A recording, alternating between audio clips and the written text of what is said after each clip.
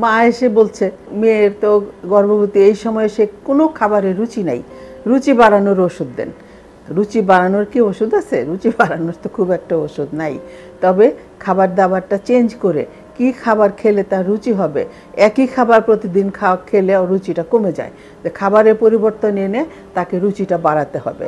সাধারণত আমরা এই গরমের সময় গ্রীষ্মকালে খাবারের রুচি আনতে যে আমরা একটু লেবু খেয়ে থাকি, আম ডাল খেয়ে থাকি, টমেটোর তরকারিটা পছন্দ করি, বা অনেক সময় রুচি আনতে আমরা মালটা কমলার রসও খেতে পারি বা একটু জুস করে খেতে পারি। এবং নিয়ম করে খাবারের এই পরিবর্তন করে খাবারে কিছুটা পরিবর্তন আনতে হবে যাতে রুচিটা হয়। এবং শুধু তাই না, রুচি হয় না বলেও সে সারাদিন বলে না খেয়ে থাকে, তা তো হবে না।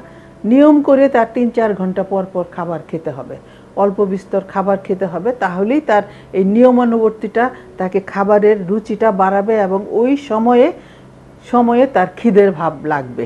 নিয়ম করে খাবার খেলে খাবারের সময়ে খিদে পায়, এটাই তার রুচি বাড়ানোর একমাত্র বা প্রধান নিয়ম চিকিৎসা।